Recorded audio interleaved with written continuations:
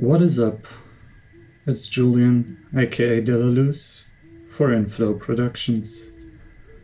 And today I am very tired. I've honestly been tired all week, but because I was tired, I kept pushing away the recording session again and again and again. And today I just remembered, okay, work with what you have, just get it done. So I hope you're in it for a very chill session. We're gonna have a very cozy, slow-moving, relaxed session here. I recently read this book, a book by an author named Gurdjieff, who is a Russian mystic from the turn of the century into the 20th. And the book's title is The Fourth Way. I've been reading it and it's a weird book. Let's leave it at that. You don't have to read it, honestly. It's just that I took this concept out of the book and I let my thoughts wander and ask myself, how could this be translated into creative work, and how could we profit in our creative work by using this way of thinking? So the idea that I took from the book is the idea of breaking down creative expression into physical, mental, and emotional. Now, of course, this is just a concept. Obviously, in creation, we use all of these levels. We use them fluidly, we use them concurrently, but we will look at each of them in separation and in the abstract extreme to get a better understanding of where we might fall into one of these categories, where we might have our strengths and our weaknesses, and how we might want to change our creative strategies accordingly. The physical level is one where the artist, the creative, is learning and expressing solely through their physical body. This could be, for example, in dance, someone that has learned dance steps and they're reproducing them faithfully. At the instrument, it's someone that has learned a certain instrumental technique and they can reproduce that. Or with art, it's someone that has just drawn a lot and they kind of figured out that if they do this and then that and go along, they will reach the result of whatever they want to draw. There's both a way to learn things physically, which is just repeating it again and again, and also a way of expressing physically, which is just using what's already kind of in your motor skill, in your fine motor memory, to express what you learned and basically programmed into your body. One example to think of this is when you think of someone who learned to draw by only drawing. There are these people that never opened a textbook on how to draw, but simply kept drawing and kept drawing and kept drawing and slowly figured out like, okay, this works, this doesn't work. And at some point they just kind of get it. They can do it because they did it so much. There is a big positive of learning and approaching things on the physical level. Most creative expression you are not going to be able to do without a physical aspect to it.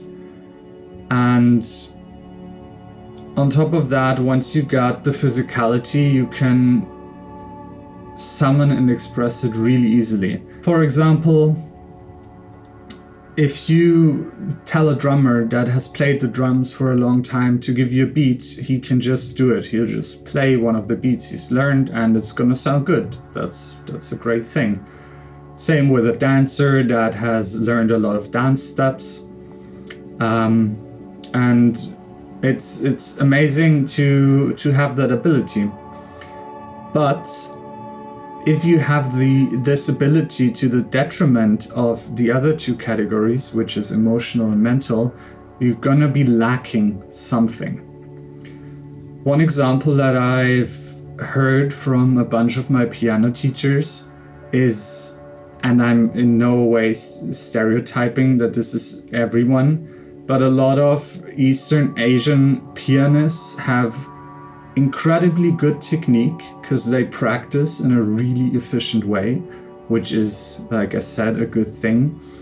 But they're kind of lacking that emotionality behind it. They don't have that trying to make it work, playing your heart out, because they're so attached to physical perfection. Again, abstractions, don't take any of this as how things are. The other way that you can miss out by being solely physical is by neglecting the mental part of your creativity. For example, the artist, once again, that has practiced their art and learned their art by simply drawing is probably going to, first of all, learn very slowly, because they can only learn through trial and error. And secondly, they are kind of bound by what they have internalized. They cannot think about things and work with concepts to create new ideas and new compositions and work in a principled way, in a structured way towards what they want to achieve. So if you find yourself in that bracket and you recognize yourself in what I said, listen to what's gonna come up next. The second category that we're gonna talk about is the emotional creator, the emotional creative process. These are people that have the emotion, the inner drive, the impulse to create as the main focus of their creation process. For example, I have a friend that loves to paint, but he doesn't really have a good technique, which is physical, or a good understanding of the painting process. But what he does is he has this goal, he has this emotion that he wants to depict on a canvas, and he's just coming up with creative solutions left and right to make it happen somehow. And the works are not the most technically gifted works, and they are not like the most thought through things, but they depict very clearly what he wanted to express, which is the gift of the emotional creator. And I can say for myself that I still have trouble sometimes connecting with that, because I try to, like, I often get stuck in either the mental or the physical, and it's I kind of lose the emotional core of what I want to bring forth. So it is great to learn to tap into that as a resource and use all the benefits that come from them, the drive, the direction, the intention of what you do, to have a clear goal that you're moving towards, to have something that you communicate to other people that can inspire them, that you wanna evoke with your art. That is the gift of that mode of creativity, of that aspect of it. But if you only focus on the emotional and you want to get your art to a high level, whatever that means, you're gonna be missing out. For example, if you're neglecting the physical, you will at some point just be limited by your lack of technique. You're never gonna reach the depth of what you want to express emotionally because you're always so hung up or blocked, restricted by your lack of ability. And then on the other hand, if you never research and think about what you are doing, you are also again losing out on a lot of capability to differentiate your artwork, to elevate it, to bring it to different levels, and thus expressing ever more clearly the emotion that you already have, that is the core, in my opinion, of your art. So the last branch, I suppose, the last category is the mental. And the mental is just learning about your art conceptually, learning ideas, for example, music theory in music, learning composition in painting, composing scenes, composing artworks, just everything you can learn in school basically, or on YouTube these days. And this is a beautiful category of creative work. You can explore it almost indefinitely. You can explore resources outside. You can go inside your own mind, reflect on what you've learned, try to find out categories, approaches, processes, principles of your art, and really learn how to differentiate different phases of your creative process to, again, express yourself more clearly and more fully. And there are people that only learn art intellectually. And I was one of those people when I started learning about music. I did learn the piano on the side, which was a good thing, but I was a novice, like a really bloody novice. I was really bad. I mean, we all are at the beginning. But when it came to music in general, I just learned. I learned music theory, how the software worked, synthesizers, audio effects, mixing, this, that, every piece of information I could, I just ate up. I didn't digest it, I just ate it. And it didn't really bring me far, because there's a couple problems with only learning intellectually. First of all is, if you don't have the bigger picture, if you only have small islands of knowledge, you are not going to be able to bring the process to a result. Whereas if you had a little bit of knowledge and, for example, you went at it emotionally and you just kept pushing until it worked, you would eventually reach a result, even if it's not very technically how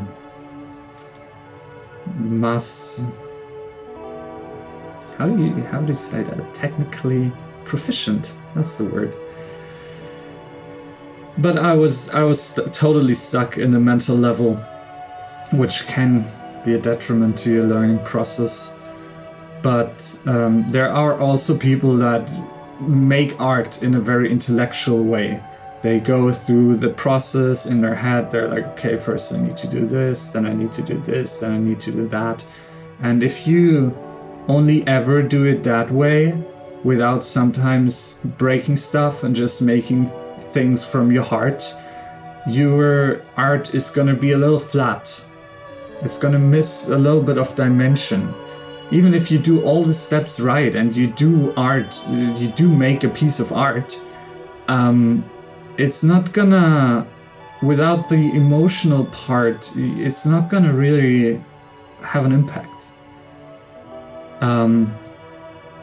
So you gotta have the emotional in there. And for the physical, it's the same thing. For most art forms, you do need your body in some kind of way. If you don't work it, you're gonna limit your expression. But the positive thing about the mental part of the whole thing is that it gives you this richness of color that you can bring into your art. You can think about this part of the process, that part of the process. You can deconstruct it. You can order things in different ways. You can really experiment with the different building blocks of what makes your art and rearrange them. And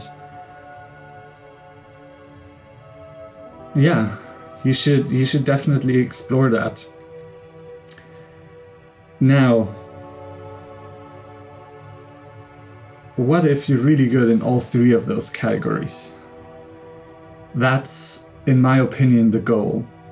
Because not only are you going to be able to really express what you want to express and touch people in the ways you want to touch them. That sounds wrong. You are also going to have an almost transcendent experience making your art and creating. What really stifles us in our creative process is when we get to a point where we have some kind of barrier. There's something in the way. We cannot move forward because we're lacking some skill, we're lacking knowledge, or we're lacking direction. So if we manage to build all three of these branches up, and we can tap into all of them all the time, whenever we have a challenge, we just refer to this, to that, it becomes this process of just pure flow, just from the beginning of the project to the end. And that's, in my opinion, one of the peak experiences of being a person. Being a human is creating something without anything in the way, just having the creative energy flow. So if that's something you want, think about these things. Think about where your strengths are, where your weaknesses are, how you could improve on them, how you could learn, how you could bring more emotionality and intention into your art, how you can improve your physical expression, and be part of the conversation. Let me know in the comments what you think about the thing, about this topic, the thing. And yeah, if you want to listen to an artist who I feel like really embodies these things, you should look up Kenny Werner. He's a jazz musician who talked a lot about effortless mastery. I've talked about him before on this channel. He has a spiritual dimension to his art, which is, in my opinion, the highest branch of the emotional, the highest expression of that.